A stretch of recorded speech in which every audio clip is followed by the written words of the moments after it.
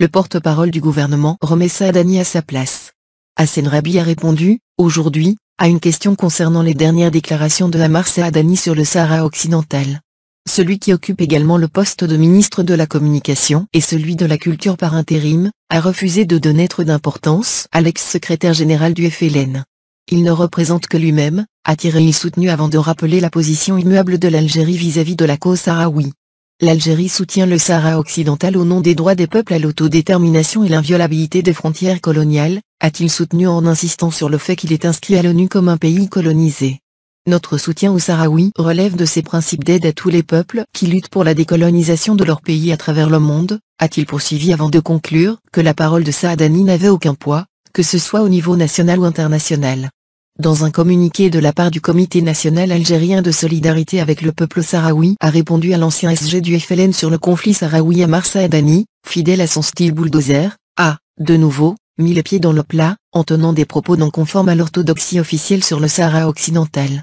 Des propos qui ont valu une violente charge de la part du Comité national algérien de solidarité avec le peuple sahraoui, CNASP, qui l'a qualifié de traître, la solde du Magzen.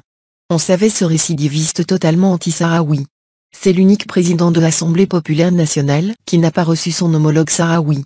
Et déjà en 2015, alors secrétaire général du FLN, il avait affiché son choix pro-Magzen, faisant la promotion de l'occupation et du colonialisme, s'indigne le comité dans un communiqué.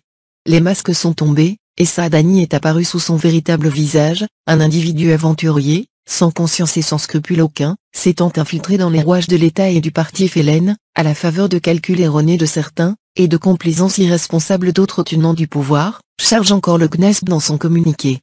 Qualifié également d'opportuniste invétéré, le CNASP considère que la sortie médiatique de Saadani, un opportuniste avéré, constitue déjà pour le sigle qu'il était censé représenter indûment d'ailleurs un comble, et une véritable trahison vis-à-vis du serment de novembre. Ces propos sont, du reste, diamétralement opposés à la position officielle de l'Algérie et au soutien populaire et unanime des Algériennes et des Algériens à la cause sahraoui, rappelle le comité. Les masques sont tombés, et Saadani est apparu sous son véritable visage.